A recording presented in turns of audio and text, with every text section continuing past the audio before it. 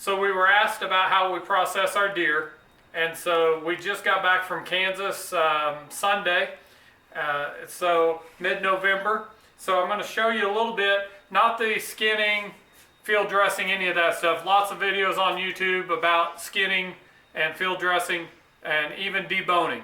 So what we have in our cooler below us here is a completely deboned buck that you just saw pictures of.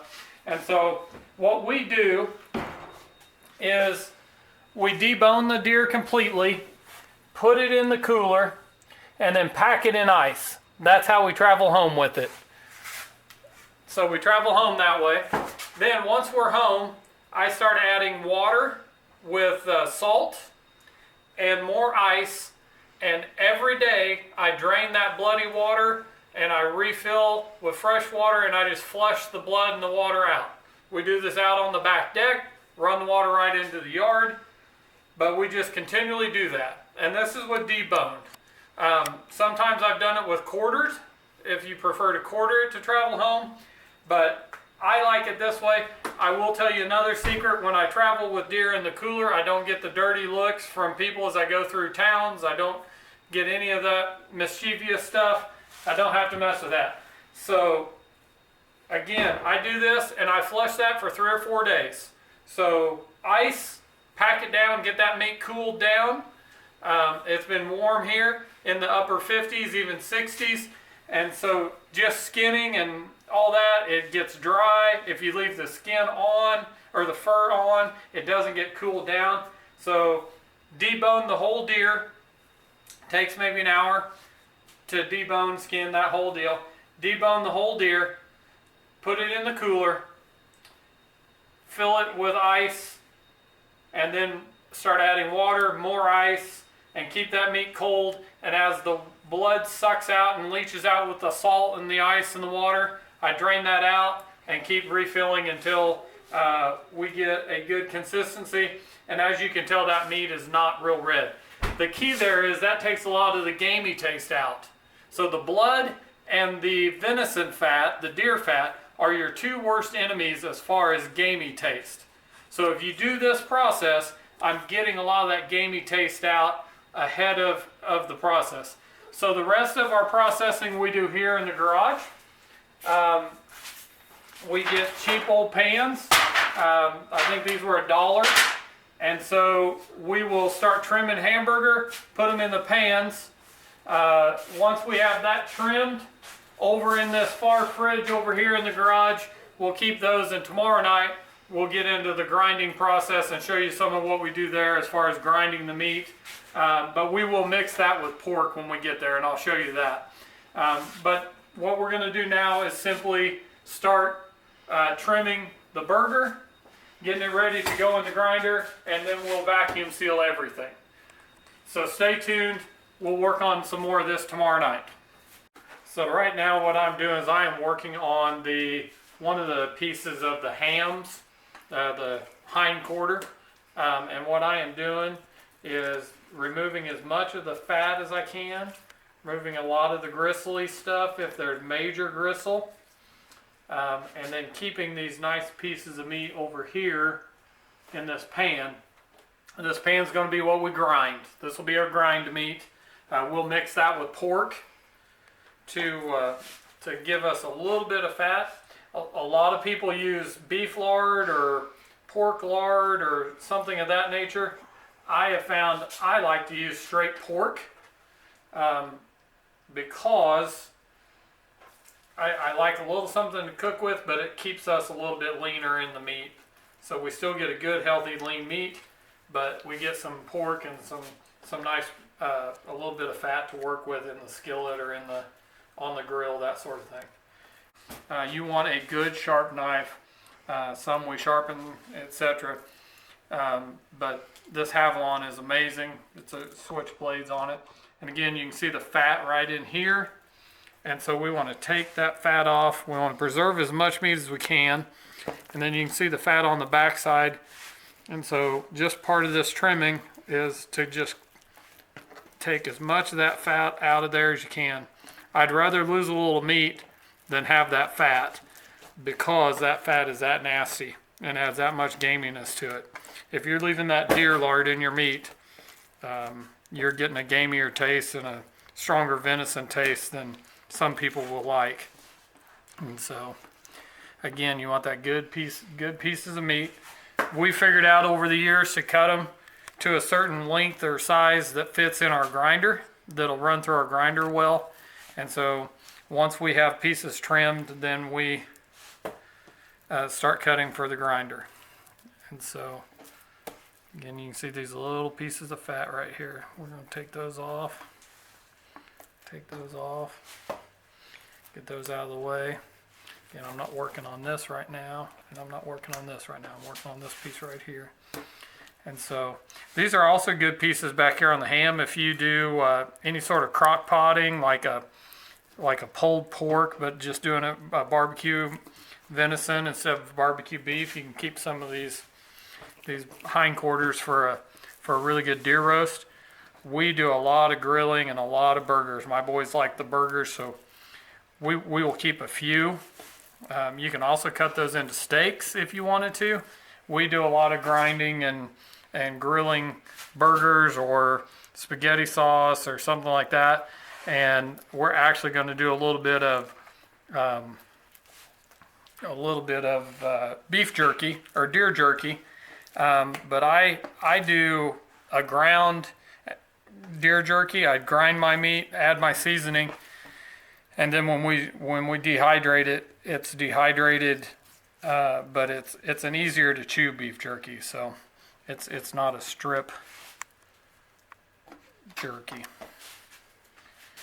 And so one of the things I will show you real quickly before I get back to that is, so you got these big pieces of meat,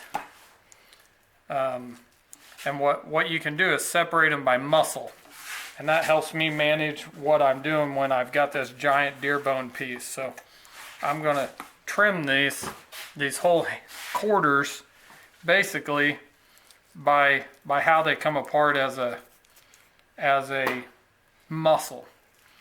And so this is all one piece of muscle, just about. It's all together. But if I get in here, see if I can find it to clarify. So here, what you can see is there's different muscles in here. And so this separates right here. And so we can take our knife, because this is just a big, massive mess. And so you can take your knife and you can separate these by muscles. And if you're real careful, you can kind of see how that piece came off, and then you're left with this muscle. And so then I'm going to reach around here, and I'm going to find where that muscle separates out again, where the different muscles separate out. And I'm going to lift. Can you get under there, Dawn? I'm going to get in there. I'm not really cutting any of the meat right now. I'm just cutting the muscle, the different muscles, the different pieces away from each other. And then once I've done that, now I've got more manageable pieces to work with when I get to them. And so I've got a big piece here and a big piece there. Part of what I do to manage how I cut things is cutting them by the different muscles. And then I just trim those different little muscle pieces one at a time.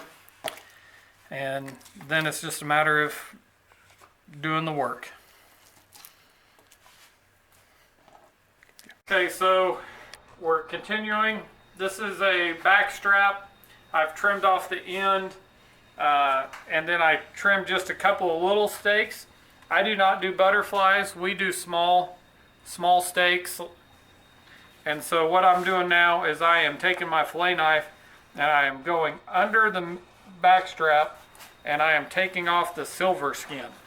If you can get this off there, it gets the flavor and the toughness, and so that's the silver skin. You just fillet it like you would a fish. And so if you get that off there, and we can pull this over and we can get any little pieces of fat out. And now we are ready just to make nice slices. of deer chops. And we can just slice this up, and then we will divide them into meals and freeze them. And seal them and freeze them. Okay, so these are our chops, our deer chops. We're going to put them in our bag, shake them down. We've already labeled our bag for this year. And then obviously we are going to put them in our sealer.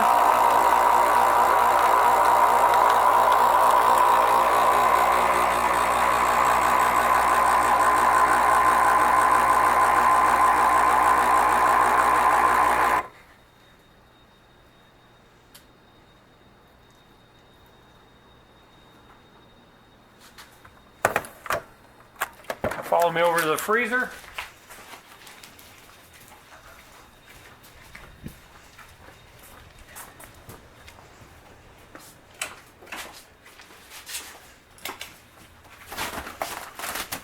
And then we have deer chops here from a previous deer and fry pieces, and we're going to flatten that out so it'll stack nicely, and that's the process right there.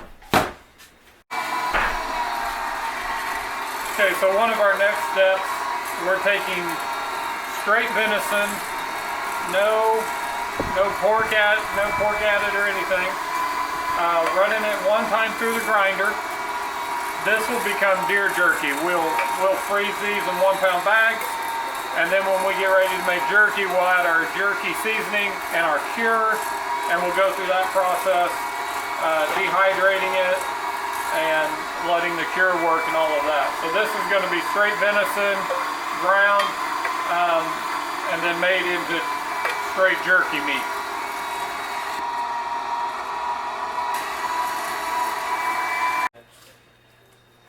Okay, so this next step is very simple. We have boneless pork. We buy whatever pork's on sale. Sometimes it has bone in, sometimes it doesn't, but it's pure pork. It's not ham, it's nothing cured. It's straight pork, and we cut that pork in pieces that will go through the grinder. And then our next step over here, we'll take a pan of meat and some of our pork, and we'll grind and mix it all together. Okay, so this is that grinding step. This is our burger. This is what we'll make hamburgers with. Val will use it even with spaghetti sauce, meatloafs, whatever you want to do, burgers on the grill. We use it just like hamburgers. But we're mixing the venison, this pan of venison, with this pan of pork. So it's really a 2 to 1, 1 to 3 kind of a ratio. And so, come around this way, Mom. Go. Get it up there. So as we grind it, we're coming into this pan. When we get it completely ground, including the pork, and the pan is full, we'll mix it by hand to make sure we get a good mix of the pork and the venison, and then we will bag and vacuum seal all of it. I'm not a fan of wrapping and the paper for multiple reasons, but the biggest one is the vacuum sealing just helps it last longer and keeps it from being freezer burned, and frankly it's easier for our family to just run the vacuum sealer. So we use more bags, may cost a little bit more, but it works for us that way. So we just have that one system. So we don't do any taping, we don't do any rolling and wrapping. We go straight to the sealed bags after we grind for our processing. Yes. Okay, so we finished grinding the pork and the deer together, the venison together. So before we go to the bags and freeze or seal, we'll mix this in so that we get a better mix of the pork with the venison. The much lighter color is the venison, is the pork. The darker color is the venison, and so we want to get a good blend best as we can. And then of course when we're cooking with it, it'll blend in that much more. But again, we don't use lard. A lot of people use lard. We feel like this gives us a good balance between some fat to cook with and then a little bit healthier than just straight lard. So this is mixed at about 1 to 3, or 2 to 1, 1 to 3 ratio. And then our family does about 1.5 pounds. We do not measure. We've tried measuring. And so this is, again, the mix pork to... No. Just squish it down.